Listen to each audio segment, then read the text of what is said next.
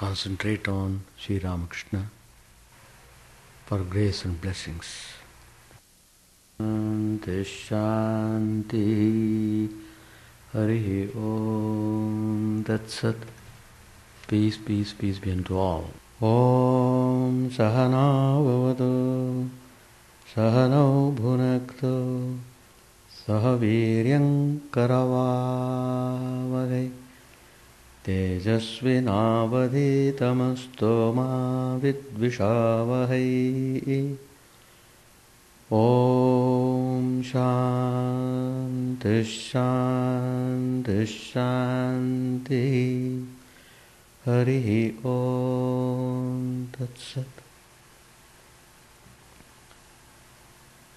Om Sthapakaya Dharmasya Sarvadharma Swarupine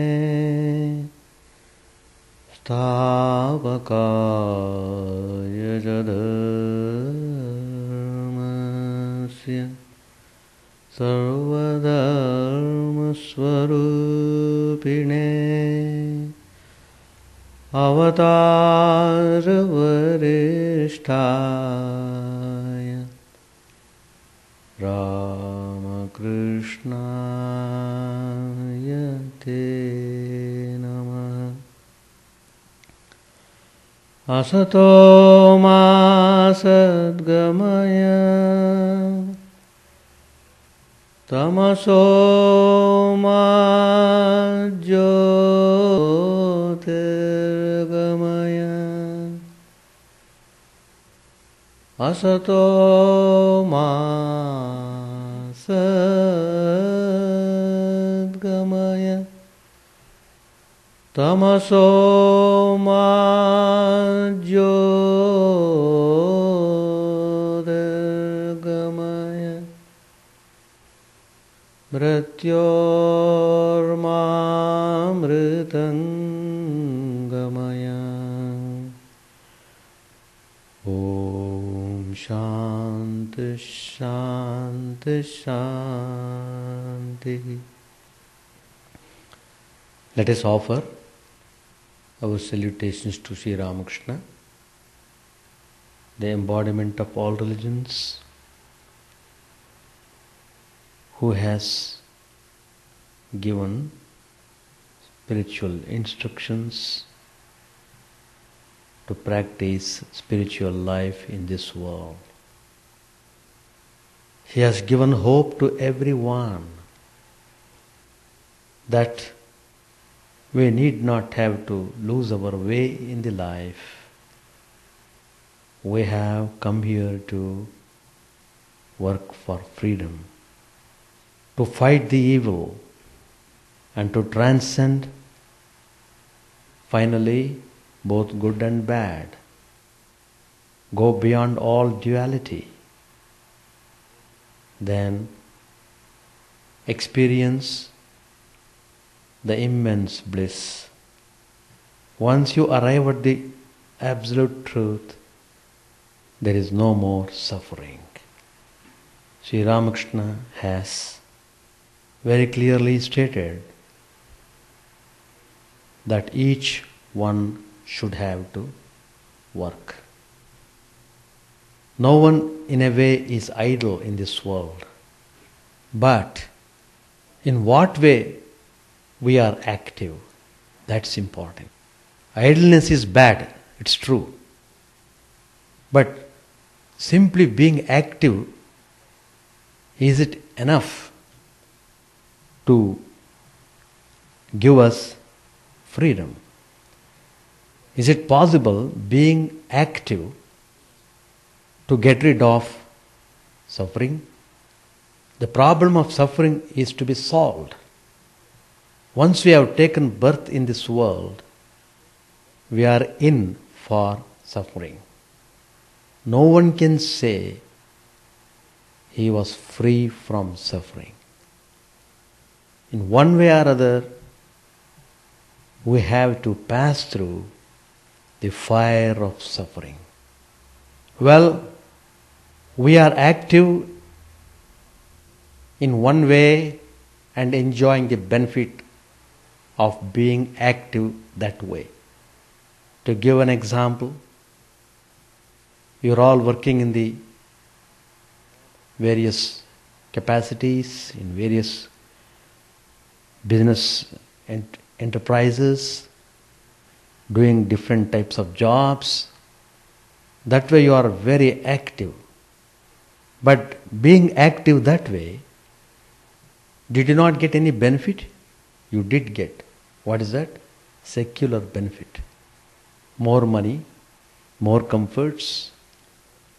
But that will not solve the problem of suffering. Sri Ramakrishna tells we should be active spiritually. From Sri Ramakrishna's point of view, we are spiritually idle. We are very active, materially speaking. Spiritually, we are completely idle.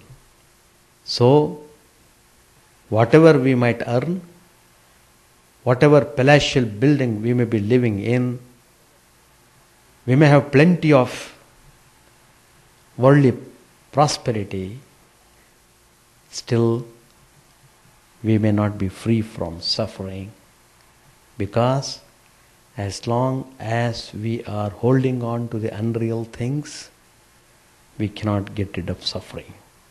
That is why it is prescribed that the people who are actively engaged in the world, without fail, they should try to be with holy association. It is very important and very significant. Sri Ramakrishna has stated, one can certainly see God. Very clearly he has stated, God is not imaginary. It can be realized. These words have come from the person who himself has realized God, who himself has experienced that immense bliss. So, he is sharing that wonderful experience with the people who come to him. Then he said, sure, God can be seen by anybody in this world. But Sri Ramakrishna says, you can get God only through the practice of spiritual discipline. So we have to find out how far we are able to move along in the spiritual path. Spiritual discipline is the measuring rod. If we have not undertaken any spiritual discipline, it means we have not stepped 1 inch forward in the spiritual path. Spiritual discipline is very important to go forward in spiritual journey and reach the supreme abode of peace and bliss. Even incarnations of God did perform intense spiritual practices. Sri Ramakrishna's own life will show us how he practiced intensely the spiritual disciplines for 12 long years for getting the vision of Divine Mother. So it only shows the importance of spiritual discipline. So we have to step up. Man is essentially a temporal being. When I say man, it means woman also. It's a common word In a general term we say man, a human being. Hence, he should forget himself in order to have an experience of God. Now, who is this man? We need to know about it. It may be defined as a being made up of the Atman plus a score of upadhis. Upadhis. That is conditionings. Man is God in a conditioned state. Spiritual discipline is the process of deconditioning him. Deconditioning. That is the purpose of spiritual discipline. Once we are freed from the conditionings, we realize the truth. Awareness of time is the matrix of all conditionings. Spiritual exercises aim at leading the self beyond the consciousness of time. Conditionings of man are in both ways. They are outward and inward. Physiological, social, cultural, and political conditionings are outward. It is easy to master them and escape their influence. Now, what is inward conditionings? Which is rather very difficult to handle. Vasanas. What is vasanas? Desires, they are called as vasanas. They are inward conditionings. So we are being pulled by outward and inward conditionings. So we are constantly suffering because of these conditionings. These inward conditionings are essentially psychological. They are stored up deep in the unconscious. They are very difficult to bring under control. So, the importance of spiritual practice is very significant. The essence of spiritual practice consists in emptying the field of consciousness. Consciousness must be freed of all ideas. Mind is full of ideas, overcrowded ideas, confusing ideas. The Atman, which is pure and simple consciousness, loses its state of freedom when it is conditioned by desire. Desire is the mark of temporality. It is simply the feeling of a need. The feeling appears on the plane of consciousness as a psycho-mental state. That is a vritti. In Sanskrit we call vritti. Psycho-mental state. Desire is undifferentiated. It is a simpler state of mind. But vritti is differentiated into intellect and will. When desire appears on the plane of consciousness, what will happen? It becomes an idea moving towards an act of will. What is will then?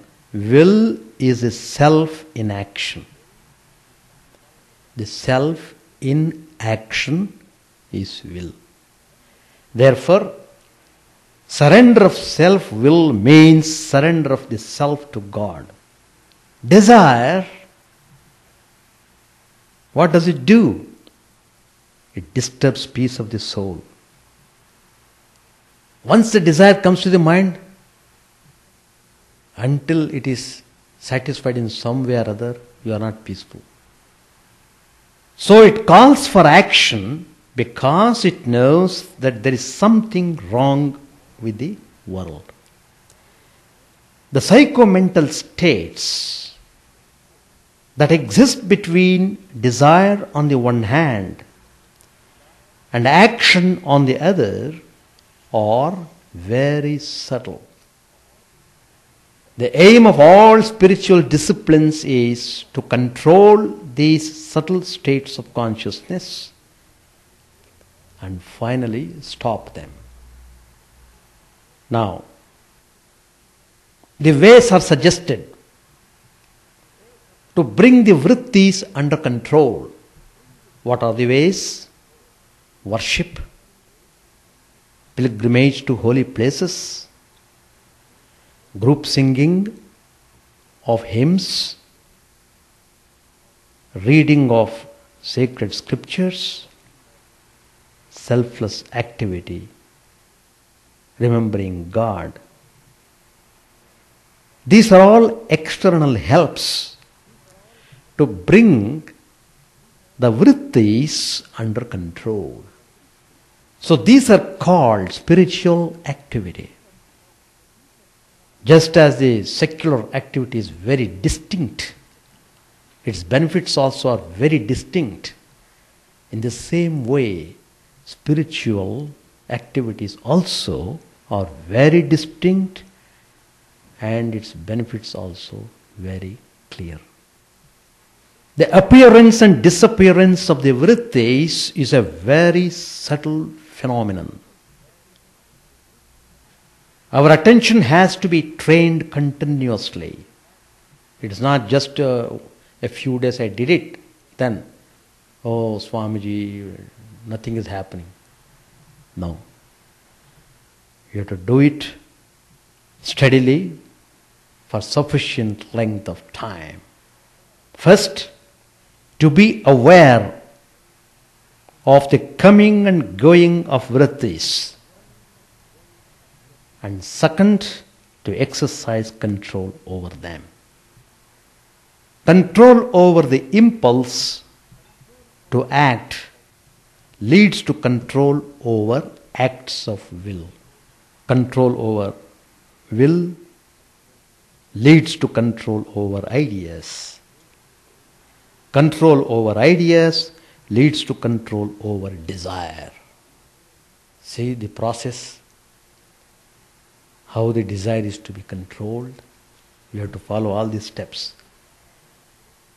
Control over desire leads to contentment, which is the dawn of divine knowledge. Contentment. Man should redirect his desires to God by the help of reason. Whatever that is not spiritual, not real, temporary, must be given up without any hesitation. Now, the spiritual aspirant has to pass through 3 stages. See, all these things we understand when we undertake spiritual disciplines. Simply keeping quiet. I am coming to the ashrama since 45 years. What happened? 45 years of your coming to ashrama only has inflated your ego, but not has sublimated the vrittis inside you. So spiritual disciplines are to be well attended upon. We mean what we say. We do it consciously. Then we understand all these stages. In the first stage, the spiritual aspirant feels a vague need of God, but he is happy without Him. That's the first stage. In the second stage, he wants to possess God. He realizes intellectually that divine experience is the supreme aim of life. He devotes some time during the day to the chanting of the divine name. He sincerely desires to walk in the way of God. The third stage, when he comes to the third stage, the spiritual aspirant cannot live without God. He takes God with him in all his deeds and utters His name with faith and feeling. This inward thirst teaches him to withdraw his mind away from the senses. Now what is happening? The objects are pulling the senses towards them. The senses are pulling the mind towards them. And we are being pulled and getting knocks. So the spiritual aspirant, undergoing spiritual disciplines in various ways according to the instructions from the Guru, learns the art of contemplation, and such a person is led by God Himself into the mysteries of life divine. So we should try to understand very minutely how this mysterious desire is creating all sorts of disturbances. We have to analyze it. Then it becomes easy for us to handle the desire. You must know how to handle the desire. Then you can walk without any difficulty. You will be able to live on in spite of the desires. You are not to be disturbed in spite of the desires occupying your mind. Now, desire is like a fire. Used in the right way, the fire cooks food and helps man to live. It is really wonderful how fire plays a very important role in our life. All this Agni, Vayu, Jal, each one has got tremendous importance in our life. Panchamahabhutas we call. The same wire, the same fire which is used for preparing food and nourishing ourselves, the same fire used in the wrong way, it burns the world. So also, desire turned to God makes us divine. But desire turned to things of the world makes us miserable. The very fact we are miserable means we are under the clutches of desire. Desire becomes concrete in the form of preferences.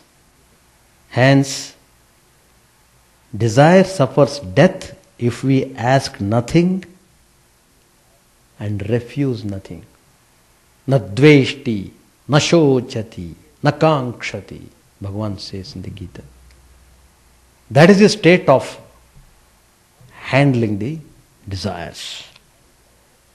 Imagination about worldly things creates attachment to them. Imagination about God will create love for Him. The same faculty used one way is destructive, used in another way is constructive. Used one way it binds us, used another way it leads us to freedom. A devotee should therefore imagine that God is his protector, giver of happiness, and that he always walks with him in life. Silence is of immense value in obtaining control over the mind. Be a witness and observe the things. Being in that state, we will be able to solve many things that are disturbing us. We practice meditation and japam, we progress a little, then comes a period of dryness. Period of dryness. It seems that the doors are entirely closed. At that time, it is necessary that you stick to your spiritual practices with infinite patience. By so doing, you will find one day that all of a sudden the doors are opened. What a great joy it is then. In spiritual life, many such thresholds have to be crossed. So this is the one central point which Sri Ramakrishna has said in his teaching, on which I have given my comments today. And Sri Ramakrishna himself has referred to how he underwent spiritual disciplines in his life. Page 332. It was evening. Sri Ramakrishna was sitting on the small couch in his room, absorbed in meditation on the Divine Mother. The evening worship in the temples began with the music of gong and conch shell. M was going to spend the night with the Master. After a time, Sri Ramakrishna asked M to read from the Bhakti Mala, a book about the Vaishnava saints. M read, "There was a king named Jaimal who loved Krishna with all his heart. He followed with unfailing devotion all the rites and ceremonies associated with the adoration of Krishna, whom he worshipped under the name of Shyamala Sundara. Completely satisfied with his own ideal deity, he never directed his attention to any other god or goddess. One of the inflexible rules of his devotions was to worship the deity daily till almost midday. He would never deviate from this practice even at the risk of his health or his kingdom. Learning this secret, an enemy king invaded the kingdom during the morning hours. Jaimal's soldiers could not fight without his command. So they watched the invasion silently.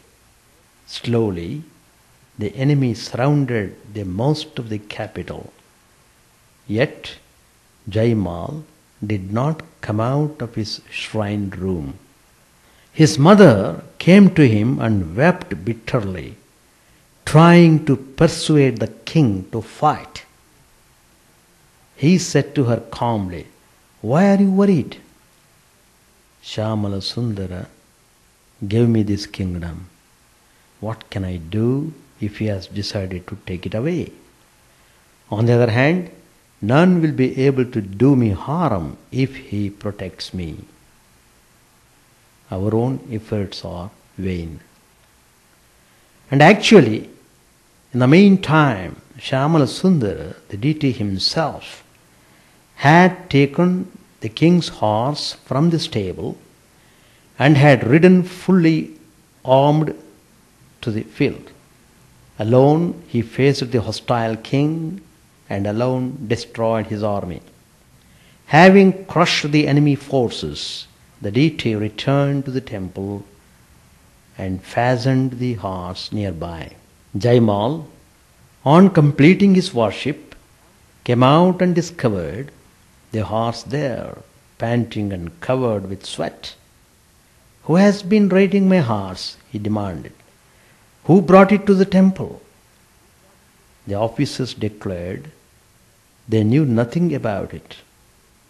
In a pensive mood, the king proceeded to the battlefield with his army and there found the enemy, with the exception of their leader, lying dead.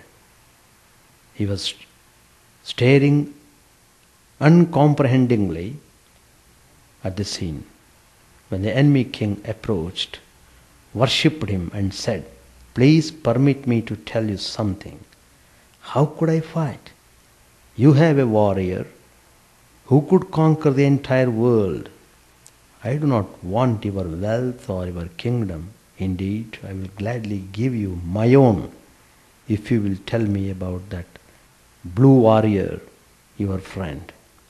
No sooner did I turn my eyes on him than he cast a spell on my heart and soul.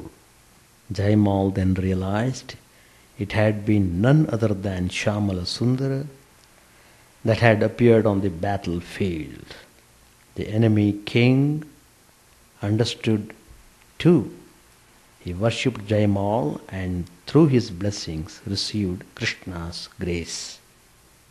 Sri Ramakrishna asked, "Do you believe all that? Do you believe Krishna rode on that horse and killed Jaimal's enemies?" Master Maharshi replied, "I believe that Jaimal, Krishna's devotee, prayed to him with a yearning heart, but I don't know whether the enemy really saw him coming to the battlefield on a horse. Krishna might have come there riding the horse, but I do not know whether they really saw him." Sri Ramakrishna said with a smile, "The book contains nice stories about devotees, but it is one-sided. Also, it abuses those who differ with its views." The following morning, the master and Yam were talking in the garden. Yam said, "Then I shall stay here." Master asked him, "Well, you all come here so often. What does it mean?" "People visit a holy man once at the most, but you all come here so often. What is the significance of that?" Yam remained silent. The master himself gave the reply. Sri Ramakrishna said, "Could you come here unless you belong to my inner circle? That means you all are my own relatives, my own people, like father and son, brother and sister. I do not tell you everything. If I did, would you come here anymore?" Once Shukadeva went to Janaka to be instructed in the knowledge of Brahman. Janaka said, "First give me my fee." But said Shukadeva, "Why should I give you the fee before receiving the instruction?" Janaka laughed and said, "Will you be conscious of Guru and disciple after attaining Brahmajnana? That is why I asked you to give me the fee first." It was night. The moon rose, flooding all the quarters with its silvery light. M was walking alone in the garden of the temple. On one side of the path stood the Panchavati, the Bakul grove, the Nahabat, and the master's room. And on the other side flowed the Ganges, reflecting millions of broken moons on its rippling surface. Master Maharshi said to himself, "Can one really see God? The master says it is possible. He says that if one makes a little effort, then someone comes forward and shows the way. Well, I am married, I have children. Can one realize God in spite of all that?" M reflected a while and continued his soliloquy. "Sure can. Otherwise, why should the Master say so? Why shouldn't it be possible through the grace of God? Here is the world around me, the sun, moon, stars, living beings, and the 24 cosmic principles. How did they come into existence? Who is their creator? What am I to him? Life is indeed vain without this knowledge. Sri Ramakrishna is certainly the best of men. In all my life I have not seen another great soul like him. He must have seen God. Otherwise, how could he talk with God day and night, addressing him so intimately as mother? Otherwise, how could he love God so intimately? Such is his love for God that he forgets the outer world. He goes into samadhi and remains like a lifeless thing. Again, in the ecstasy of that love, he laughs and cries and dances and sings. We shall stop here. Now, it's your chance now to speak, to talk, to give comments, observations, questions. Suffering happens because of the interaction of ourselves with the people, with the associating with various types of people, and trying to satisfy our desires. Desires are the cause of the suffering. Desires which can never be satisfied completely. So, suffering is always there as long as you are pulled by the desires. But if you desire to have God, if your desire is turned towards getting God, if your desire is used in engaging yourself in spiritual practices, you keep on practicing disciplines, directing all your energy towards getting the vision of God. In course of time, when the mind is completely got rid of all the impurities, the impressions, various types of impressions in the mind, when the mind becomes clear, then you will have wonderful vision of God and peace. So, suffering, it's a feeling. It's a feeling. One may not suffer at all, even though it looks like that from looking outside. But inwardly he may be extremely peaceful because his mind is fixed on God. He is not bothered about the suffering that is caused to his body on account of some disease or some such thing. Suffering is there, but it is in the body level. It doesn't disturb him as the being. He is not bothered about it. That's all. Anybody else? If you have the conception of duty as by performing the duty you are going towards God, then you are safe, no doubt. But how many people perform the duties in that sense? Whatever they do, they call it as duty. It's not like that. Whatever you do is not a duty. Whatever is to be done according to duty is called duty. So duty is defined. That is your responsibility towards your family, your responsibility towards your friends and relations and the world and the society. And as a being, your attention is to be given to pray to God. Amidst all these duties become meaningful only when you devote your time to God. Whatever the work is done, maybe even duties, minus God, leads you towards bondage more and more. It never leads you towards freedom. So what is the use of carrying on duties that way? To become more bound into the world, to become more and more worldly, order to enjoy the life, then what? Tata kim? Had a nice property, nice home. Tata kim? What next? Shankaracharya has given a nice verse. It's a beautiful verse. 8 stanzas are there. Tadakim, tadakim, tadakim, tadakim. What next, what next, what next, what next? Huh? Give a big list. I became the President of America. Yes. What next? Could you conquer death? Could you conquer fear? Could you conquer evil? If you have not done, then what is the use of all these things? Power, position, name, everything. Come on, tell me, in what way to serve you? See, we have seen in Russia, so many people are being held as hostages. So many people were disturbed. So many people were killed. Violence, tremendous violence is going on. What for? Just for power, position, power, position, power, position. Even getting that power, are they happy? Somebody else will come and fight with him. So where is the end? Where is the end of suffering?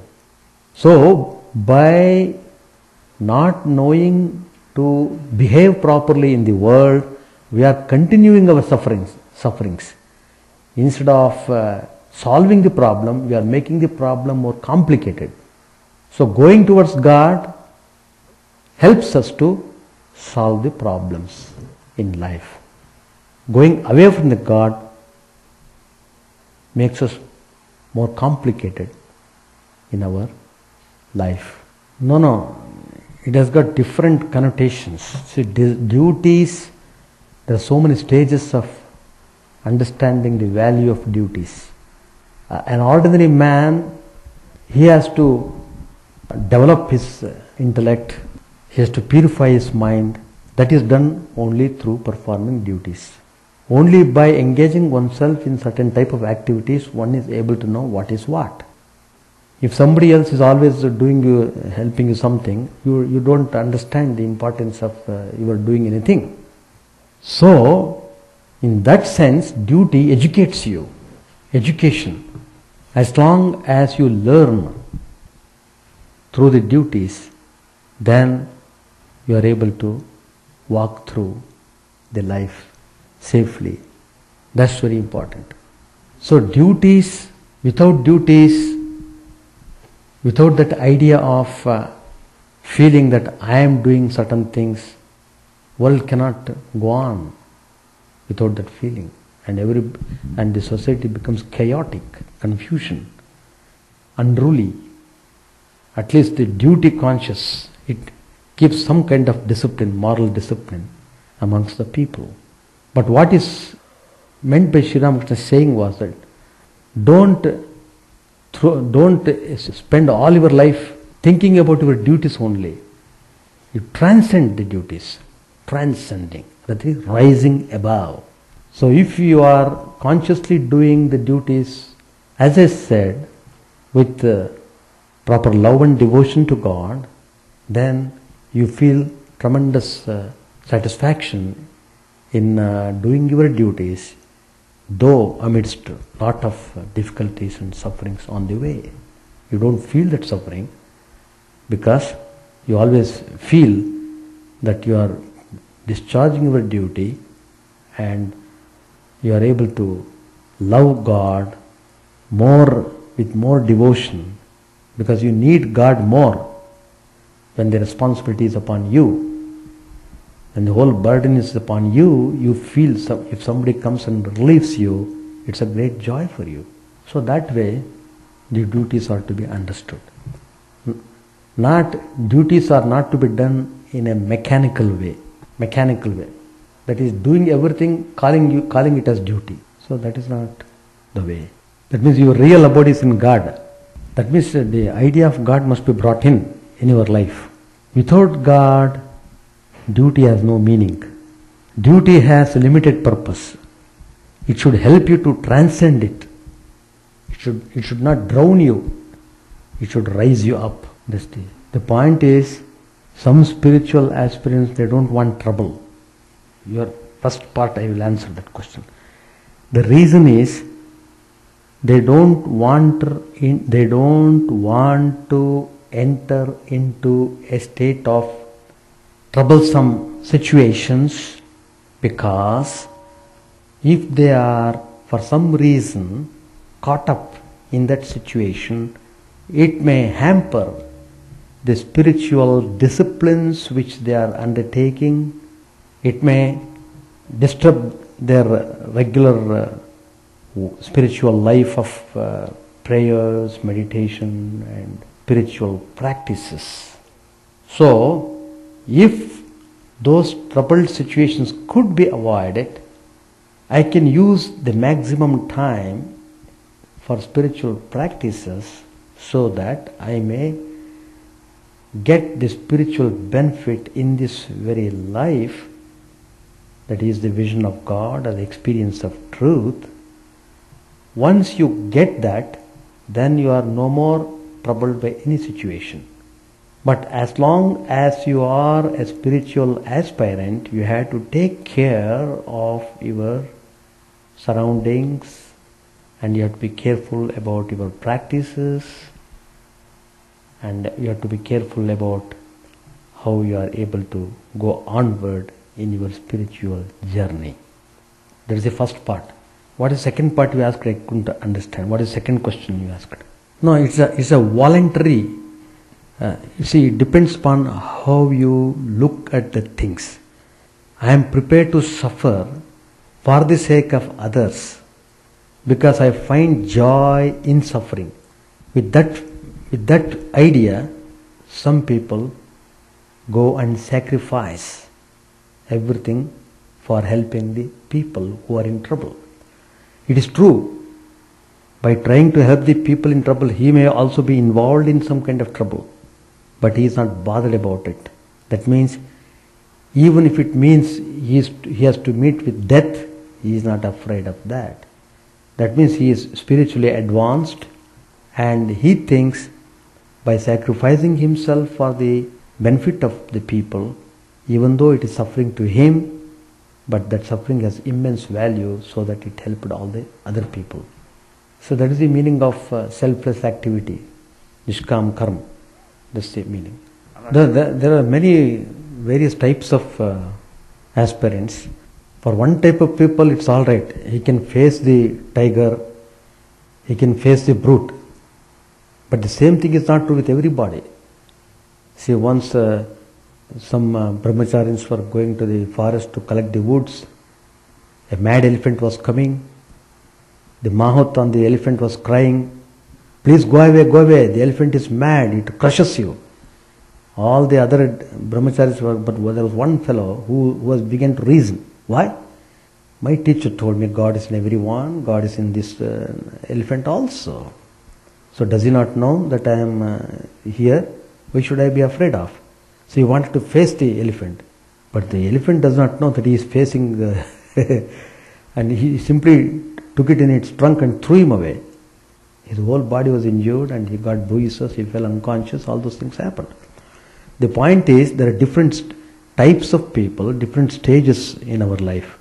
You have to go stage by stage. You have to understand that point very. It is not so easy to retire to forest. It is not escaping. People talk like that. People talk so loosely. Do you think it is so easy to go and live a secluded life? You can't stay one day, one night. It is extremely difficult to stay like that. So, sufficient strength of mind, sufficient qualification is required for entering into that kind of solitary life. Brahmaji himself has said, time will come when you would like to go to solitary places, then you go and devote whole time that way. But most of the people are not ready, are not qualified even. So they are so weaklings, they are weak in every respect, so they have to strengthen first in a proper way. Then slowly they can rise and go. But these spiritual ideas must be properly sorted out, and we should know everything properly, and we must know how to administer them according to the situation. Running away is to be avoided, no doubt. I appreciate that. But renunciation is not running away. Renunciation is the supreme value. Renunciation means sacrifice. Sacrificing everything for the love of God. That's called renunciation. It is not escapism. But the grihasthas always interpret renunciation as escapism. It is not true.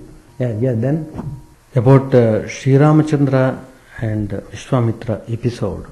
It is true, Vishwamitra came to King Dashrath to take the children Ram and Lakshman along with him so that they can guard the yajna mantap when he is engaged in doing yajnas.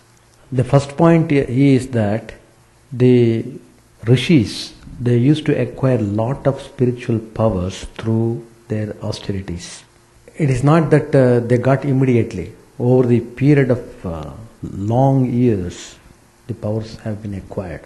And according to law, the spiritual powers should not be used in any manner that way.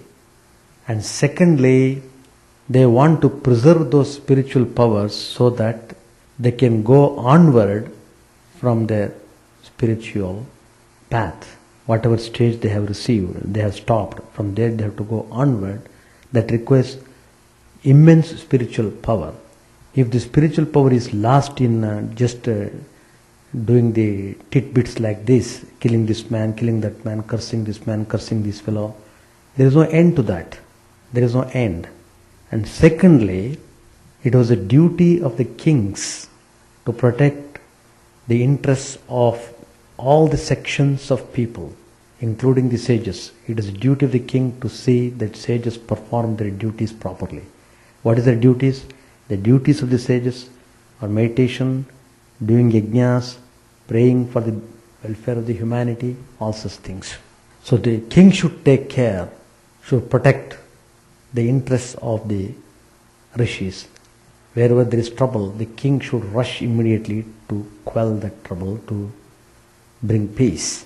It is the responsibility of the king. And third point is here, Vishwamitra Maharshi took Sri Ramachandra and Lakshman out of his infinite love, and he himself wanted to give out all his knowledge of Astra Shastra Vidya, it is called. He wanted to pour everything to them. They are the persons who are highly qualified to receive that knowledge. And Vishwamitra was feeling very happy to have such disciples. Masterly guru, masterly disciple. There may be, teachers may be very good, these students may be mediocre, but in this case it is not like that. Both are equal. And so, in order to teach them, he took the responsibility of teaching them archery, and he becomes the guru, shiksha guru, to educate them. That's not a small thing. And he is coming voluntarily to do that job. And he is fully aware of his capabilities. And he also knows the advent of Sri Ramachandra. Vishwamitra knew who is the Sri Ramachandra.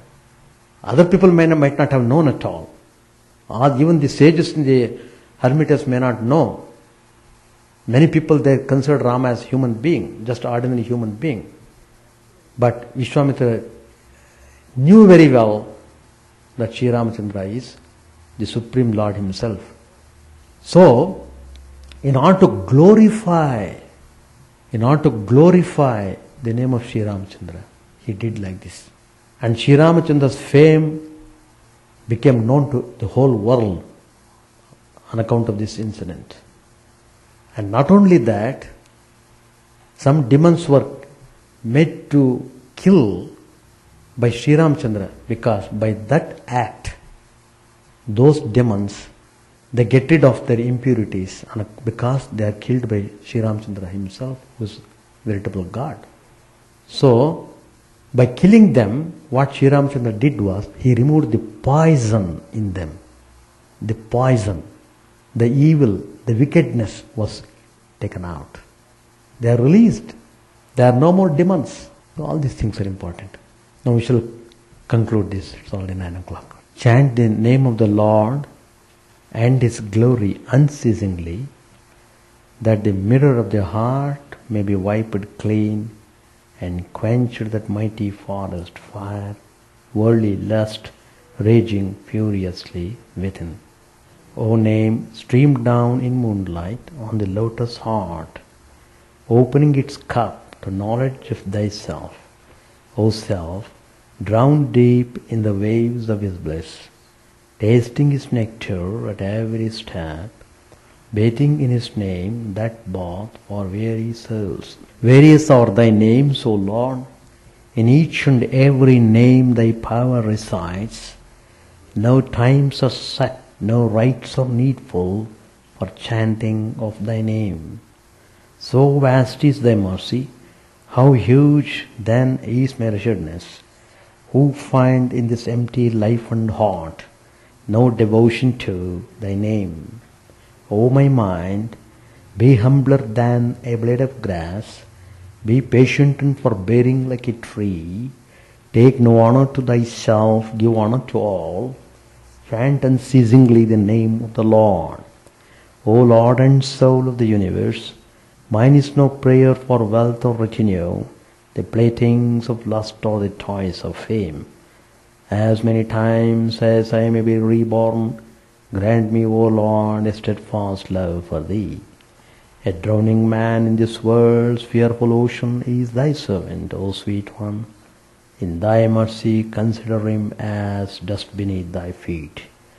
O how I long for the day when an instant's separation from thee, O Lord, will be 1,000 years, when my heart burns away with its desire, and the world without thee is a heartless void. Prostrate at thy feet let me be in unwavering devotion, neither imploring the embrace of thine arms, nor bewailing the withdrawal of thy presence, though it tears my soul asunder.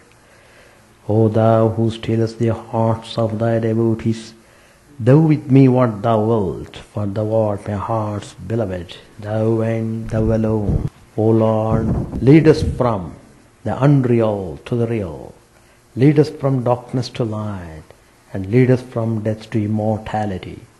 May all be free from dangers, may all realize what is good, may all be actuated by noble thoughts, may all rejoice everywhere, may all be happy, may all be free from disease, may all realize what is good, may none be subject to misery. May the wicked become virtuous, may the virtuous attain tranquility, may the tranquil be free from bonds, may the freed make others free, may good betide all people, may the sovereign righteously rule the earth, may all beings ever attain what is good, may the worlds be prosperous and happy, may the clouds pour rain in time, may the earth be blessed with crops, may all countries be freed from calamity, may holy men live without fear, may the Lord, the destroyer of sins, the presiding deity of all sacred works, be satisfied. For he being pleased, the whole universe becomes pleased. He being satisfied, the whole universe feels satisfied.